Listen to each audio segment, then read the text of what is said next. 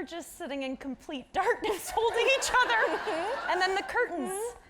And now we're in a castle? Now we're in a castle. Pictures? Yes, yes. That's where they shot The Shining.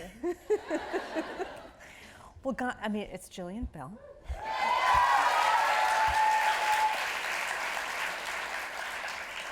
And oh my dear Lord, we have Kate McKinnon.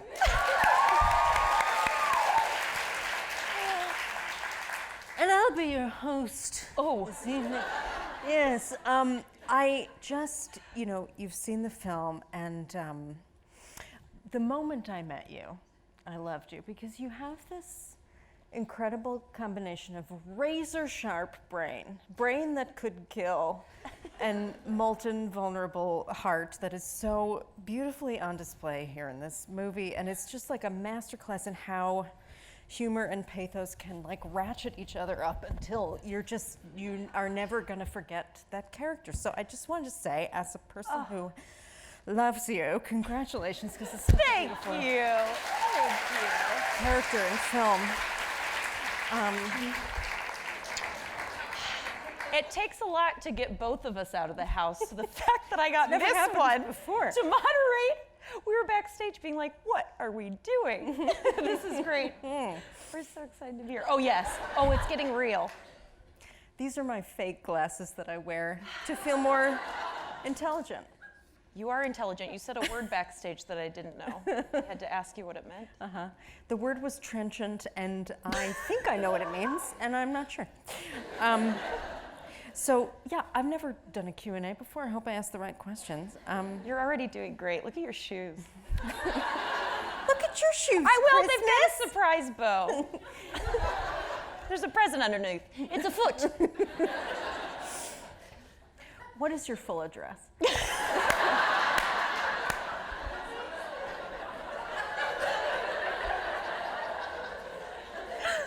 I'm not kidding. I went to reply immediately. Oh, this is my favorite Q&A. Oh. Cagey, are we? Okay, we'll skip to the next question. Okay, so I'm assuming, Jillian, that you have not in your reading scripts, years of reading scripts, come across a lot of protagonists like Britt. No. So how did you find this? What did you think of it? What drew you to it? Tell me how you became involved in this film. I really do hope that our shoes keep farting on this ground, too. Keeps happening. My manager said it to me, and I had been looking for something different, and maybe playing a real human being for once. I think you know this. We play a lot of odd women. Yes, we enjoy an odd woman. And which is a stretch because obviously just regular. Just regular. Down the middle. That's the both of us. Never leave our house, but regular women. No, but I was looking for something different, and this came my way, and my manager said, read it. It's beautiful. The first 10 pages are probably going to scare you a little bit because I related to it, and then keep reading. And I just was laughing, and I was crying, and I just thought, what a beautiful story. And it was a story I wanted to see when I was 13. It's a story I want to see as a 35-year-old woman. So I met with Paul Downs-Clezo, who I believe is here tonight. Is he? Yes. Where are you? Stand up. Whoa. He's in the back. The writer-director. Woo!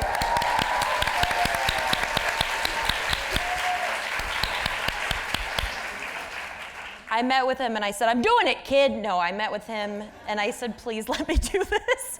I really love her and I'll protect her. And he was equally protective of the story. And obviously Brittany, it's based on his real life best friend, Brittany O'Neill. Is Brittany O'Neill here? No. Great. And I heard Oprah might like, this is Oprah here? I'm just gonna keep asking for people. But yeah, that's how I found it. And I fell in love with her. I just thought she was so relatable. Do you feel like, and you know, this is a character who uses humor as a defense mechanism. Have you ever done that? No. Yes, sure. Haven't you? Have you? That's all I do. That's my whole life. Yeah, yeah. I definitely have. I've definitely done that in the past. I think this, I'm going to give Paul a million compliments tonight, but another one. He uses that device of having her use the Cockney accent too when she's very uncomfortable or needs to ask for something she's not sure she'll get. And I just thought that was such a brilliant tool to put in a film. But yeah, I've used it before or made a joke before I thought someone else would, especially when I was younger. I'm trying not to do that as much now that I'm an old woman. Wise beyond your years. Yes, thank you so much. Yes, you've gone on a journey. Now here we are. I truly feel, and I mean this is a compliment, that in 20 years your jaw will do that naturally. That she's just going to start talking like this. What do you think you'll talk like as an old woman? Can I ask a question? Like a baby. Really? You? Let me hear it. Oh! It's like a cat taking a bath. I hope to be unintelligible at that point. What age is that voice? I'd like to. I'll get out at 85, I think. Wait, you're gonna kill yourself at 85? No. I just hope to, You've put it out there? Yes. God's heard your request. What would you like to be doing at 85? I'd like to, well, we've talked about owning a farm together. We would like to own a piece of property in the middle of nowhere. And one side of the farm is just feral cats. For me. And then just the biggest dogs you've ever seen. And then one tiny one that only has one tooth. And that'll be my favorite one. But yeah, I'd like to be there. I don't know if you've gone by that point because I plan on living to 92. Okay. Well, then you'll get 7 good years in the farm by yourself. Yes. I'll get to watch my programs, finally. You don't have to feed the cats. You can let them stay. No, I would. With the dog. I would make sure, I would feed the cats, but I would also get extra help because I can't do the dogs and the cats. It's a lot. I'd also like to still, maybe not be working a lot, but like one job a year because I want to go on set and be like, the old bat's here. I just want to call myself an old bat. Yeah. Move. I go, is it time? And they're like, you just got here, man. And I'm like, hair and makeup? The old bat'll be in hair and makeup. That's what I refer to myself as that. Do you love to film? Yeah, we have talked about this. I do. I don't love the first day. I would rather do anything else on the planet than shoot that first day because I get so incredibly nervous. I think I'm going to fail and throw up and maybe poop myself. I just feel like I'm too nervous. I care about it so much. So the idea of going and doing it, every time I'll say yes and I'll get so excited about it and I'll prepare and then that first day, I mean, Rough Night was, the first day of that was awful for me. Why? Well, I think, take this woman seriously. Tell the people why. I think our first day was doing we had that dancing scene in the club. Oh yeah. And I was supposed to know it very well. And I'm not a dancer. And I was. Oh yes, a very complicated choreographed dance. Yeah, to my neck, my back, my bleep, and my crack. You can say crack. And I worked with the choreographer too much to the point they were like, it's fine, you got it. But I rehearsed it in front of one of my friends and she goes, you know what, that part in the middle, just skip that because your body's not quite doing it. It's like a dip roll that I couldn't just quite figure out. But I cried so hard the night before. I was like, I'm gonna ruin the film. But That's horrible. How were you before shooting? I was having none of that day. None of it. I think I had no lines and my role that day was to stand there and watch the dance. That's and true. Be delighted by it. That's true. Which didn't take much effort. You were you great poor in gals that movie. had to perform. God, you were so great in that movie. were. We were in a movie together. That's how we know It's each called other. Rough It's Night. called Rough Night. It's called Rough Night. we- It's called Rough Night. Wow. We've done 3 movies together. Yeah, we have 3? Yeah, well, What's the third, third? Angry Birds. Oh, you were in Angry Birds? Yeah, but I think I was just like, look away. Like, that's my one line. Oh, wow. So it's okay that you forgot that one. I'm sorry. No, it's I'm okay. sorry. Now, you've played in your day some of the most delicious side characters, second leads, fourth leads, 18th leads. 18th leads in the history of cinema, and I mean that truly. What was it like to be the #1 gal Oh, for this movie. for this movie? I was You're the protagonist, sweetheart. I don't know if anybody told you. love you so much. I was very nervous. I was excited. I was equally excited and nervous. I thought, well, I've always wanted to try a leading role, but I was in every scene of this film. So there were no breaks, really. And it has dramatic elements, which I've never gone into that pool before, but I really loved it. I had such a good time. I loved being busy on this project. And Paul and I had so many creative conversations about what we were saying with this film, and we went over every single line. And so that when we got to shooting, we could just be in it, because there was no time to be like, why would my character say this when we were in this? We shot in 28 days.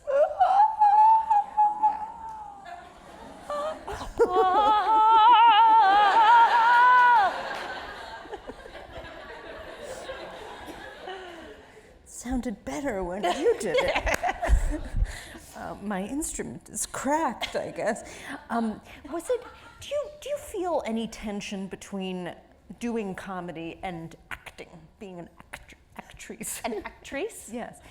I mean, it definitely feels very different to do more comedic roles. I feel like with those, I would prep and I would talk to the director a lot, the writer a lot, and then sort of go in and, with most comedic films, you go in and then you do the scene as is, and then they'll say, okay, now whatever else you think your character would say, and it's a lot of fun, but you're like trying to make the camera guy laugh. And with this, it was very different. I was sort of like, was the cameraman crying? I was leaning on Paul a lot, because I was like, I felt good in that one, but I don't know, did we get it? And with a lot of these scenes, we had 2 or 3 takes, and that was it, because we were, 28 days. We're running from. The reason I'm making this face is because, oh, it's bitter. Careful. Having worked with you on a film, Rough Night, well, and many others apparently, you are a brilliant writer and improviser, and everything that comes out of your mouth in every single take is completely different from what you said in the take before, and that's where you get all the gold, baby. So did you improvise in this more grounded context? Not really. That's not flattering. That's not a flattering shot. No, not really. I feel like this was the first movie that I've done. Let me tell you this. This is the first film where I read the script and I fell in love with the words so much that I didn't want to, add another line anywhere. There was a couple of scenes in here where maybe there was a little bit, like the ticket taking scene in the beginning of the film. We played around in that, but for the most part, it was just, we wanted to fart. We wanted to stick to the script, and it really helped me, because I was like, this is one that your faces are so great. I hope they're getting a close-up on these. I'm shocked by this. I know. Well, wow. Yeah. And you didn't feel hampered by having to... No, it was kind of great to be like, well, this scene really works as is, and let's just play that out and leave it be, and not try to fill it with fill the uncomfortable moments, because all I wanted to do was be like, but also this, and take, you know, everyone who was uncomfortable in the crew or in the cast. I wanted to have a moment of levity there, and I'd be like, well, this moment she doesn't have that, so it felt false to do it. Yeah. My goodness. It must have been so scary, because that's true. When you're filming a comedy, you're sort of looking out of the corner of your eye to see who's behind the monitor, Yeah, and just are they being like- going like that? Yeah, yeah. And without that, it's like, what is the marker of a good job? Yeah. Or knowing that that was a good take. What did it feel like? It just, I don't know, it was different. It felt like we would do a scene, and then the first time I'd go, no, let's do it again, and we obviously did, and then we got there slowly, but like, it is so different. I know this sounds odd to you guys, but it is so different, because you're just hoping everyone else is laughing and coming up and saying, oh my gosh, we were dying back there. And so for this, yeah, we weren't like doing, you know, the club scene and people were like, this is killing us back at the Video Village. It was like, okay, we got that. Like, Paul would come over and he was so sweet, he'd be emotional. And if he was emotional, I was usually like, okay, I think we got it. Wow. The hardest scene to shoot was the barbecue birthday party scene. That was really tough. Sarah Bolt, who plays Jasmine, she's unbelievable. I met with her for a couple of hours in her trailer that day. And we just had conversations about why these roles come up, why this one was important, it was saying something, and why it needed to be in the film, and then why we'll never do scenes like it again. Truly. Like, we were like, okay, this is telling a part of the story, and it's necessary, and then let's do things that have nothing to do with our bodies again, you know, truly. And she's incredible in this film. I'm so excited for everyone to see her in it. Yeah, she's unbelievable. I actually know her. You do? Yes, because she's also a Broadway performer with like a magnificent voice. She was in Sister Act. Yeah, belting her face off. People contain multitudes, and I never get to see your face. It's so good to see it up close. oh my God. It's like Christmas morning for me right now. And I've gotten all the presents. My sweet, sweet girl. My goodness. You know, I overheard Sandra Oh say once that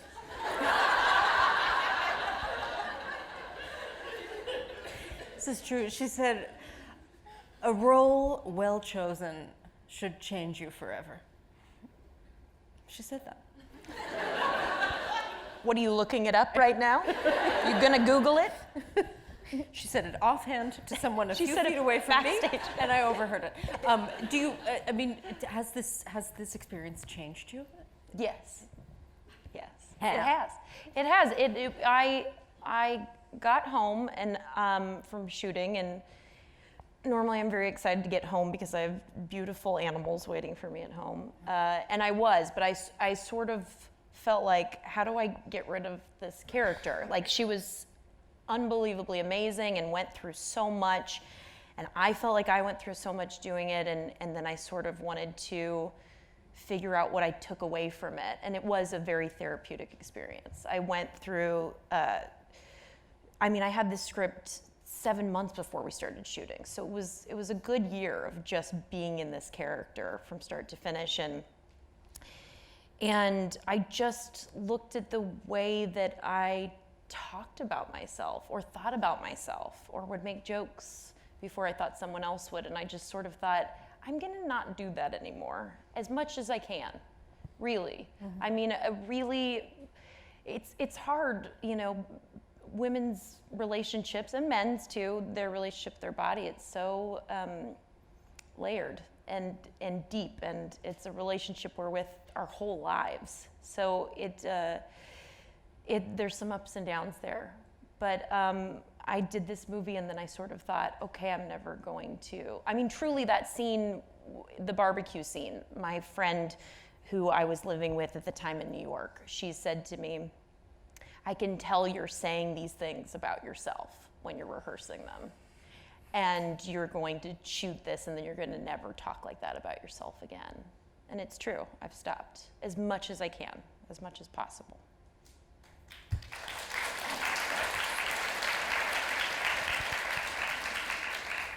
How's your Fitbit? Did you get a lot of steps in today? No. That's not like you. I walked from here to here. It only starts when you're in those shoes. Fitbit. Yeah. Oh my gosh. I forgot I was wearing it. I haven't walked in days. What? I haven't done a thing. Was someone carrying you into the theater tonight? Mm-hmm. Okay. Yes. My mother. Thanks. Now, speaking of running, did you have to like run a lot to do the movie? Or? You okay? Yes, I did a lot of running. I started running on my own because of the movie Brittany does, and I sort of was like, well, I'm starting from scratch as well. This might be informative to watch later. So I had my sister tape me doing some runs around the neighborhood, and I sort of watched my posturing and how I was breathing and mistakes that I made in my first runs. And then 2 months before we started shooting, I got a trainer just so I could build up my stamina. And then I met with a trainer who trains marathon runners out in New York. And he showed me how I would hold my body and what I would do in my first run versus, a year and a half later. And that was very helpful. But I decided to do the physical journey of her story by losing 40 pounds. I just decided, they didn't ask me to do it, but I sort of thought, well, there's certain parts of the script that I thought, oh man, this is me, and I know exactly what she was going through in her emotional journey. Mm-hmm. And then there were parts where I thought, I don't understand why she's doing that there. And I thought the physical journey would inform the emotional journey, and it really did. Mm-hmm. Really did. You were quoted in USA Today as saying that you wished as an 11, 12, and 13-year-old that this was the sort of transformation story that could have been available to you. Yes. Why? What does this script get right about that? I think a lot of times when we see something that is categorized as like a transformation story, it's usually someone loses weight and they get the job and the guy, and it's very easy, and then roll credits. And I was sort of like, what is that teaching us?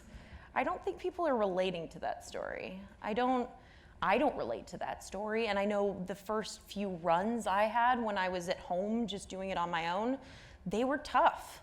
And I was embarrassed, and I felt very vulnerable. And I just thought when I read this script, I couldn't believe how accurate it was to what I was experiencing. And I know Paul had written it, I think right after Brittany went on her first run. Mm-hmm. So he ended up predicting things that happened to her that she didn't know would happen. Like I think she hurt her leg, right, Paul? Yeah, 2 months after I told her she was gonna hurt her leg. So she was very upset about that. Uh-huh. Mostly that her friend was a psychic. But yeah, I mean, I think with these types of stories, they don't always tell the emotional journey people go through. And I think that's very important and healthy to talk about. Mental health. Yeah, she really pushes people away in the most insidious and profound way, and you find yourself just being like, don't. Just let him in. What, come on. Have you ever done that? No. Hey! Yeah. And we're live. No, I actually am. That's the one thing Brittany and I are very different in. Like, that's the one thing that I was sort of like, well, I can't push my family or my friends away. Those are like my happy place. I really lean on a lot of the people in my life. I really lean on them. Like a lot. I'm just having an epiphany. Which I know who you've got around because we're friends. Yeah. We're like friends of mine. But like you have a sister. I have a who you're very sister close to. who You have a is mother who's incredible. I have a mother who's incredible. My mom lives 8 minutes away from me, and my sister lives 2 seconds away from me because we live together. We have a house with 4 animals, and I love them dearly. And then yeah, I have a group of really good friends that I keep very close to me and close to my body. You too? Yes, I have Your I mother have the and your same- sister? I have a mother and a sister who I'm very, very, very close to, and I have some of the same friends I've had since I was 11, and that's like That's the way to do it. a tent pole, a real pillar. And I have to say, my my art history teacher from high school is here tonight. What? Oh my goodness, stand up. Hi. Yes. Where did you grow up? Me?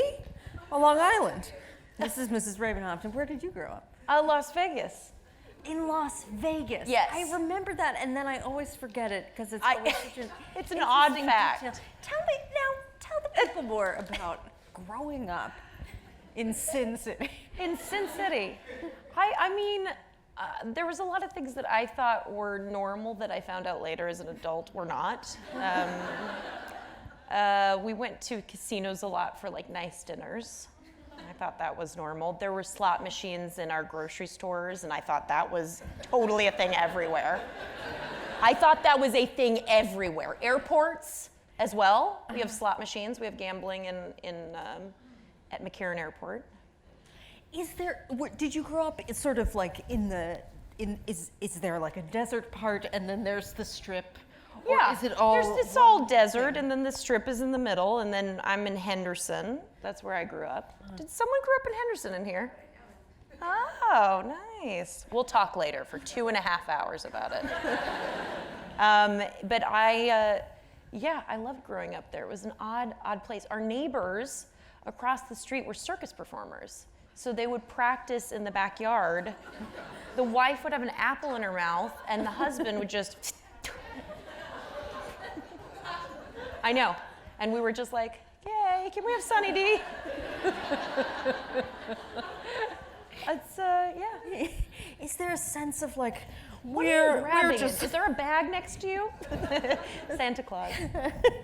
These are the people. These are the little. those are the people in Las Las Vegas, the real denizens of Las Vegas, and this is the strip over here where all the Yes. visitors are. Yes. Is there a sense of separation between this? We're the real. We live here. Yeah, we These live are the here, and then we crazies. rock here.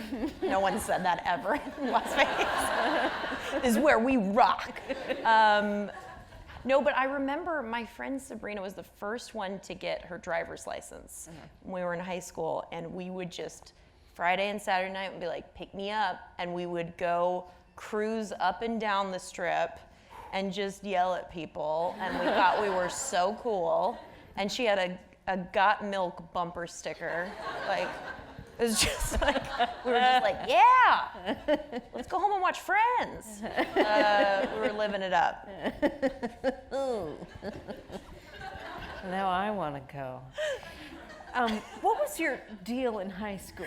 What was my deal? Yeah. What's that mean? What was my deal? Who was I? Yes. Well, I created the Improv Society. Thank you.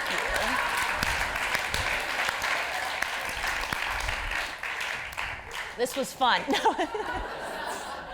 Yeah, I created the Improv Society. You know who actually came to give us, we did like a workshop on a Saturday, and Jason Sudeikis came to teach us because he was at Second City. Why was he there? He was just hanging out in my high school. That's odd. He was in Second City at the Flamingo Hotel, and I would go every weekend to watch them, and they were doing the same sketches, and I was just like, why did the laugh work this time and not here? Like, I just studied it. Wow. I know. Was that your main, like, a comedy education? Well, SNL was probably it. Have you heard of it? Do you know what SNL is? Now, what network is that? Because I didn't It's have on cable growing up. ABC. How many seasons have you been on SNL now? 7. I just completed 7. Can I ask you a question? Can I ask you questions about it? I don't see why. Great. First question. Who's been your favorite person to impersonate? Is that you get that every time, don't you? To impersonate? Yeah. Well, I guess, I guess Jeff Sessions, just for fun's sake. Just because I don't know if you can do like any weird things with your face.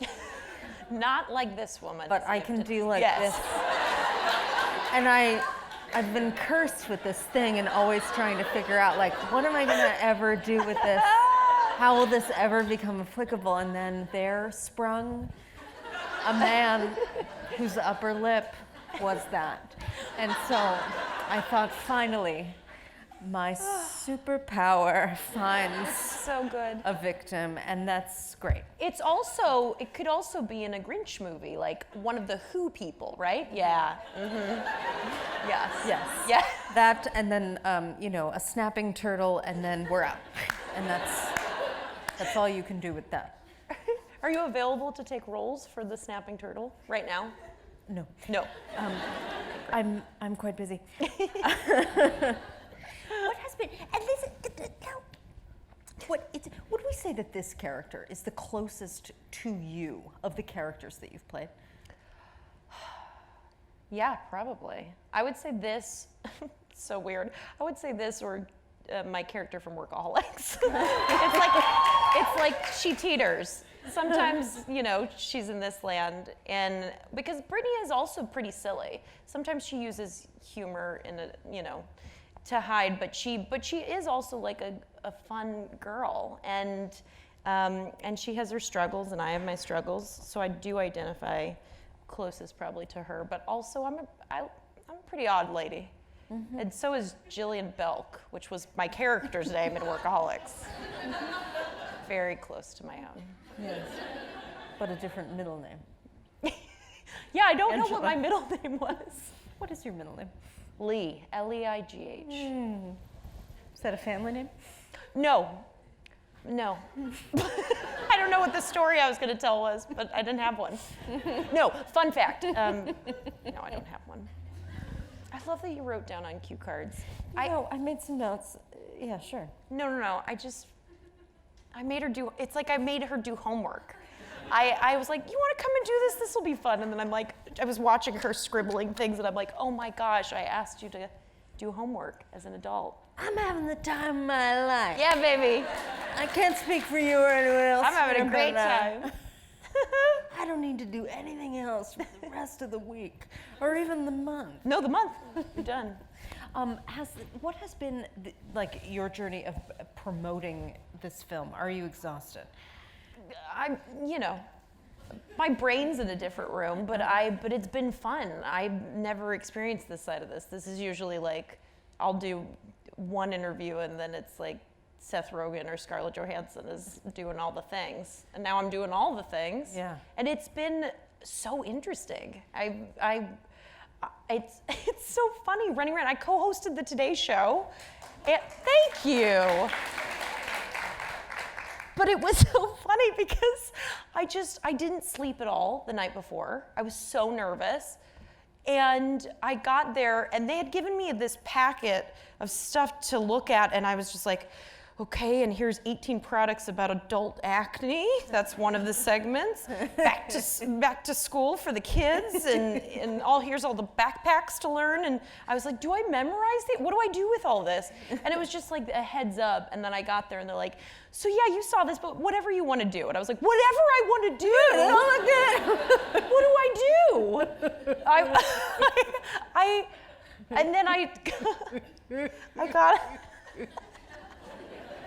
whatever you want. Whatever you want to do is not true. And then I got on live television and talked about how scared I was about possibly fainting, because I've only fainted once, and I farted the whole way down. And I thought, if that happens again on the 4th hour of the Today Show, it'll go viral. You've just reminded me of the best moment of my life, which is when you told me that story and did an impression of yourself. I'd like for you to give everybody that. Okay. So I will tell you this. The quickest version is I was I was sick for a whole week. You know when you have the flu and you just can't get rid of it. And one day I woke up and I said, "Oh, I'm done with it." I took all my medicine, hadn't eaten food, and then I went from standing to being on the ground. So a week, my sister saw it. She was like, "Are you okay? Are you okay?" I was like, "I'm fine." So a week goes by, and then I'm out at a bar, and I'm talking to a gentleman I think is handsome. Is it a bar? Yeah. I forgot that detail. Yeah, we're at a bar. We're at a bar. No, this is a week later, not when it happened, but a week later. I'm talking to this guy, and I'm, pretending to be a cute little lady who fainted. I told him the story about how I fainted, and I'm so dainty. I don't know why that was even a story I was telling him. I'm like, I fainted. And my sister walks up and she goes, "Oh, did I tell you what happened?" And I go, "What are you talking about?" She's like, "Oh, you farted the whole way down." And she goes, "So what I saw was like this and then this. And what my sister saw was, yeah, I'm feeling okay." And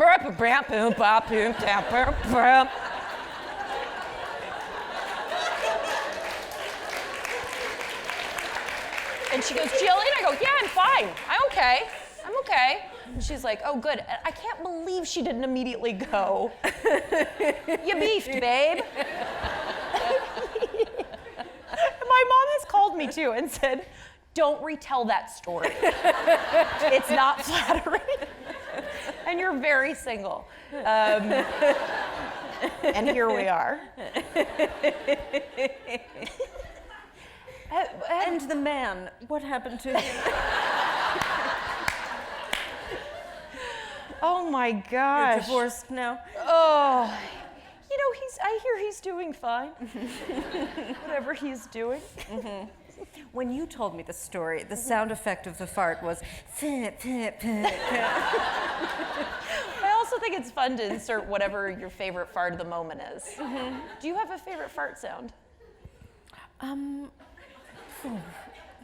I've done them all, and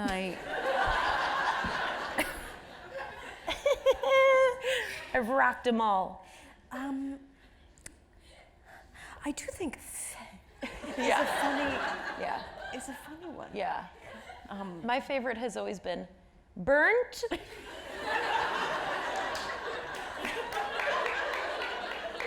It's B-U-R-N-T. Burnt.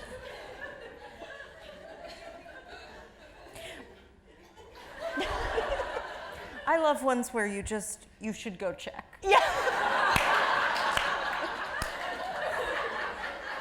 Just sounds like there was a physical component. You should go check. So proud of where we are right now.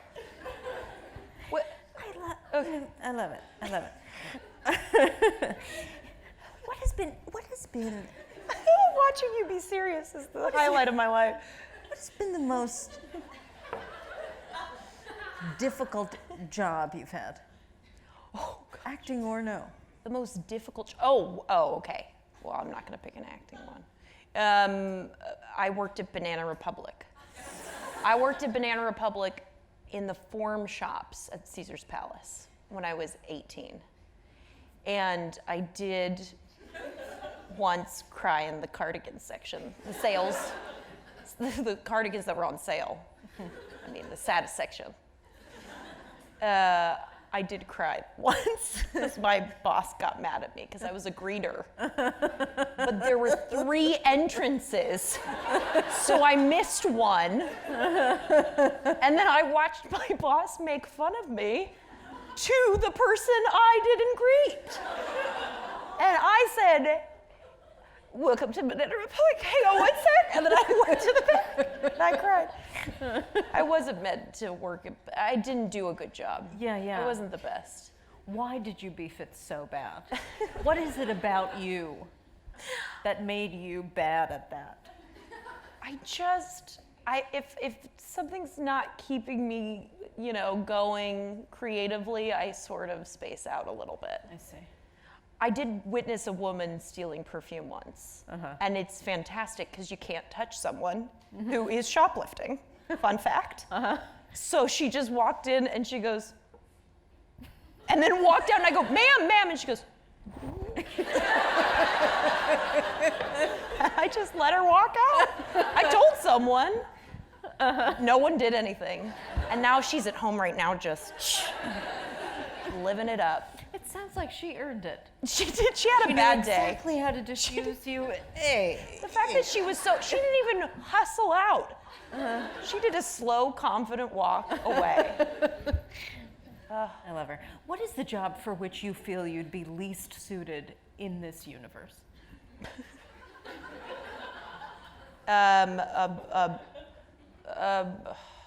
Someone who studies spiders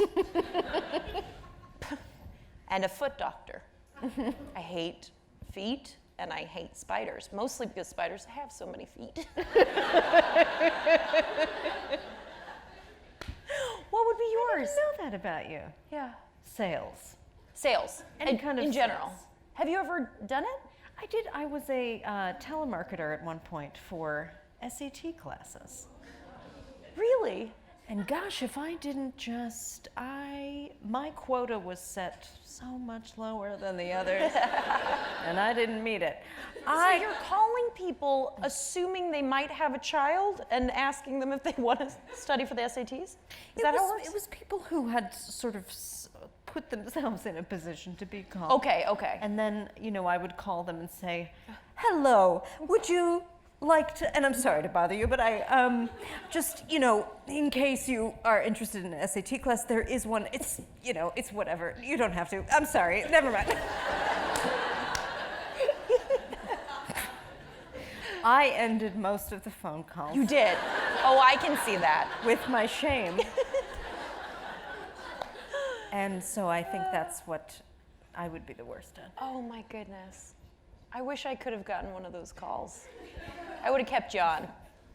Wait. I'd be Let's like, talk. my son, sure. I would have made up a son. Yeah, he's an idiot. He needs you. Needs your help.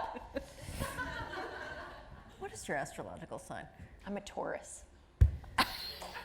Figures. What? Freaking figures. What are you? I'm a Capricorn. That's an earth sign. Oh, a okay. kinship.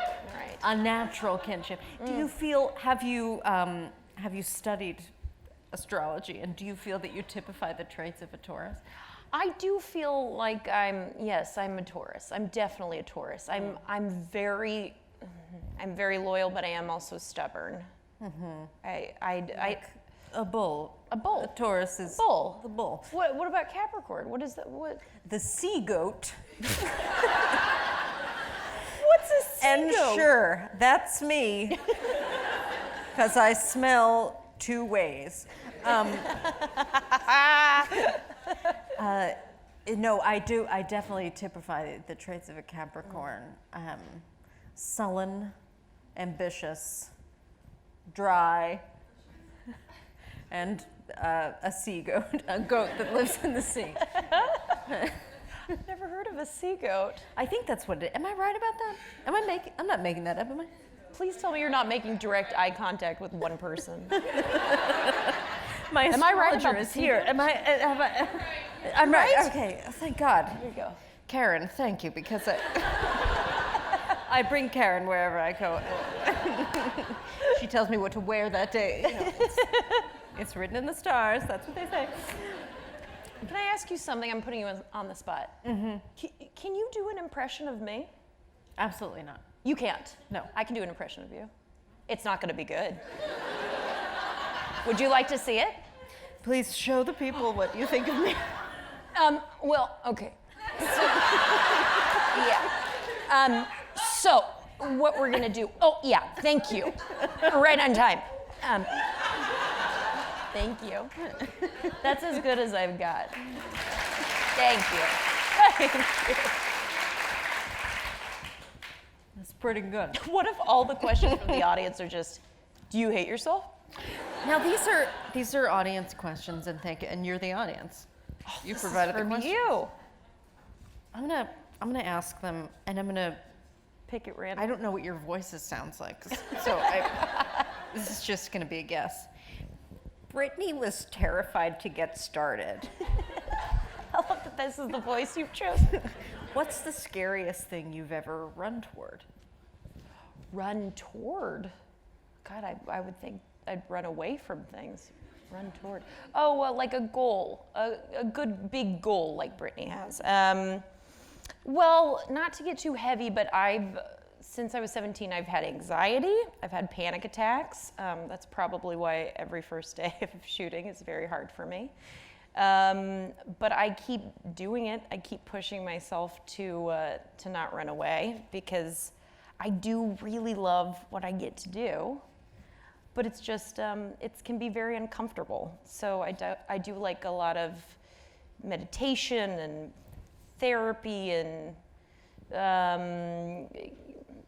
anything really that will help me. I've been to, hippy dippy healers in Pasadena. I've done it all. Mm-hmm. But I think it's all cool to just sort of do this self-exploration and figure yourself out. Mm-hmm. Yeah.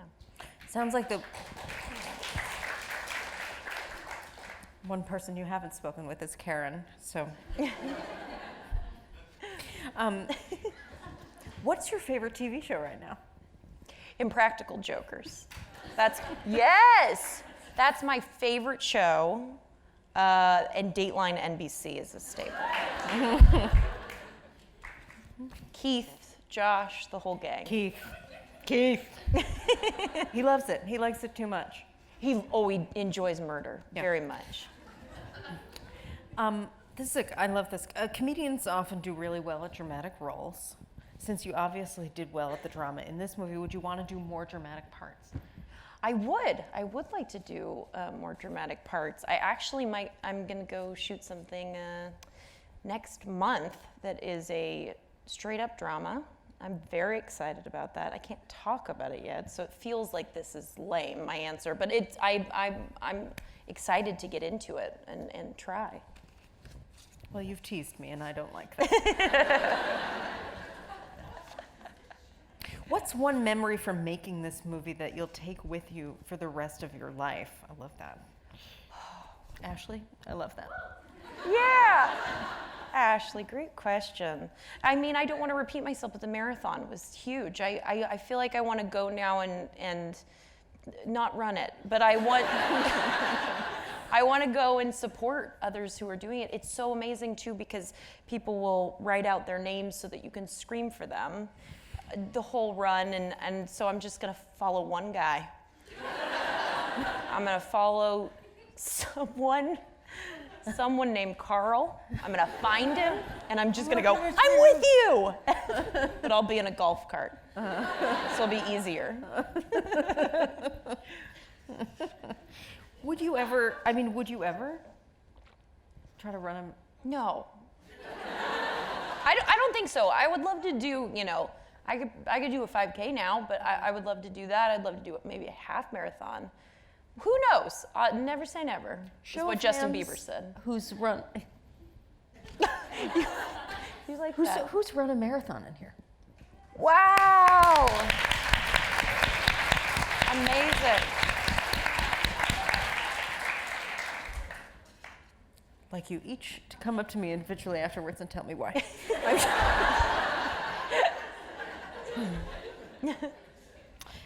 I like this. A proud parent of an improv girl. How did you discover improvisation in elementary school? My daughter began at age 15. You were already a veteran by then. Where are you? Oh, hi. Wait, are you the one doing improv? Yeah. Oh, that's so cool. No, I can tell. I mean, it's very dark in here, but I can tell. That's so exciting. I started when I was 8. tried to do ballet, and that did not go well. Hey guys, you laughed way too quickly at that. Yeah, that was not my thing. And so my parents kept seeking out other things in the theater space, and she found a teacher who was doing improv classes for young kids, and most of the kids in the class were very, very shy, and their parents were putting them in it to sort of find their voices and feel more confident, which I think is really lovely. And I was just like, give me a time and a place. I was just like, and we're all Irish? Should we just agree that we're all Irish for the next hour? A maniac. But I loved it. Do you love doing it? Yeah, it's a lot of fun. Yeah. When did you start? 7th grade. Wow. That's early. Yeah, that's very early. Yay. Yay for you. Keep it up. That's very exciting. Wow. When did you start doing improv or sketch? I started, I guess, college. College. Mm-hmm. Kind of like college, and then kind of like after, like right after. Yeah. When did you start at the Groundlings? Groundlings. I started the Groundlings. I started taking classes when I was 18. Wow. Yeah. I moved to LA when I was 18, and I remember my theater teacher telling me about the Groundlings and a couple others, and I started doing classes there, and I just fell in love with it. I went to a live show, and I just thought, this is, electrifying. I loved SNL my whole life, and then to get to see this, and they were changing the shows, weekly, and I just wanted to do it. And then when I finally got in, it was so funny because I loved it so much. And the drive home, you have to drive through Hollywood, and there's this area where there's all these young people going out and in lines to get into clubs. And I just remember being in my car, and next to me I had a suit that I'd made that looked like a giant knife. And then in the back seat was all wigs, and then the way back was, like, in my trunk was a gallon of fake blood, and I was like, if I get pulled over, this is gonna look bad, but it's the happiest I've ever been. Yes. I remember a similar experience I had in New York. I was doing a sketch show where every sketch show I needed a new cake. Oh yeah, entire rotisserie chicken, and all these other things, and so I just like bags of rotisserie chicken, and the best. It's the best, and you feel like a maniac. You're carrying, you're producing these sketches, so you're buying new. I remember I wrote a sketch that had one of those Subway party subs in it, and I was like, oh my gosh, every week I have to go get this. And it was expensive. It's like $70 each time. I could be lying. That sounds like a lot now but it was a lot of meat. But then we shared it with everyone, so it all came back around. And how did you get from the Groundlings to this stage in New York? Groundlings, I was in the Sunday company, and then I had done one job. My second job I got because I think the casting director had come by and auditioned a lot of Groundlings for Curb Your Enthusiasm. That was my second job. And then Lorne Michaels came to Sunday company and asked a few of us to audition, so I went to SNL to audition, and then I found out that they wanted me possibly to be a writer. And I met with Seth Meyers, and oh my goodness, I want to do the shortest version of the story, but it is a pretty good one. I went to meet with him. I thought I didn't get the job because he only said, like, are you close with your family? I think he was just asking red flag questions just to see if I was a normal person. I was like, yes. No, but I had killed all these. them.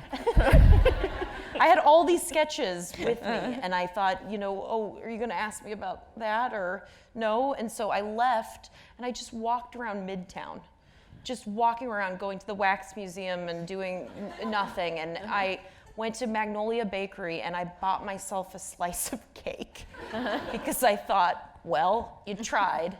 And I got a call from a number I didn't know, and it was Seth. And he goes, what are you doing? And I go, I'm buying cake. And he goes, what? And I go, just what are you doing? And he goes, well, we'd love to have you. You start tomorrow. And I freaked out, and I called everyone I knew while I was holding cake and just walking back and forth and saying I got to move my life there. And then I worked that week and then moved that weekend to New York. And then ever since then, like Workaholics was after that, and I've been very, very lucky. I've been very lucky. Mm-hmm. What do you love to do the most when you're not working?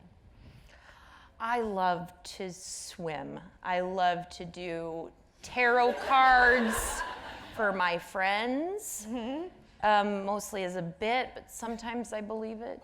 I love it being in at night.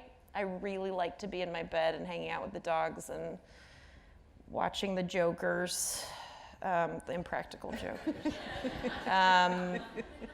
I really love going to movies, and I like doing escape rooms. What do you like? What do you like to do when you're not? Escape rooms? Yeah. Have you never done one? I did one once. It's not your thing. No, I liked it. I did one in. You just went like this. I liked it. I did one in Hungary. I feel like the rules were a little. What? We all kind of had to get in a coffin one by one, and I feel like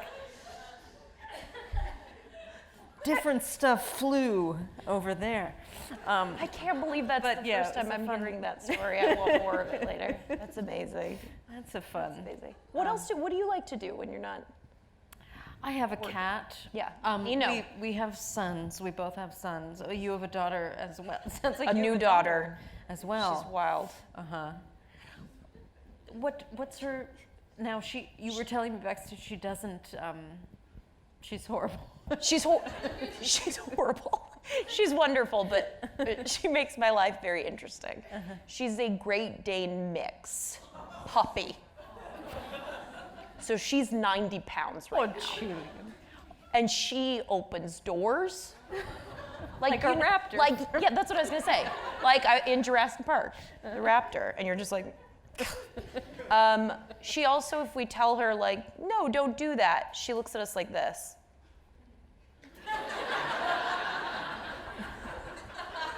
So I don't know how to deal with that.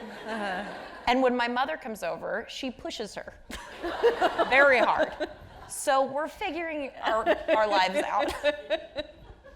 But you know, my son's great. I have a great son. You have a great son. How old is your son? My son is now 12. 12. Nino. He's in 7th grade. He's not doing very well. Oh. The others make fun of him because he's a cat, and he's having so much trouble with the math homework. I can't even tell you. He's having a really hard time. Yeah. He'll get there. I hope so. He'll get there. I believe in him. Well, listen, I'm getting the light. There's the light. But thank you all so much for coming this evening. And Thank you. Oh, I love you. And thank you all. Thank you, guys. Oh my gosh. Oh my good goodness.